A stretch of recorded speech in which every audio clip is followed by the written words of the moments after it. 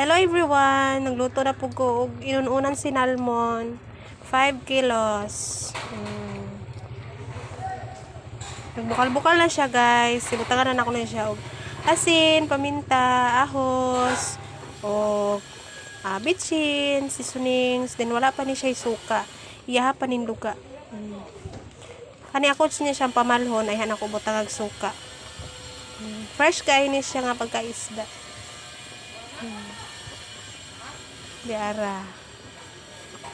Ako ning ibaligya siya guys. Pagkaluto na ani. Uling akong gigamit para ang iyahang siga kuan lang inanay.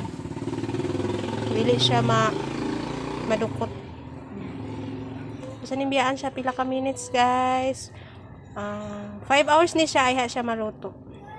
Yun unang sinalmon.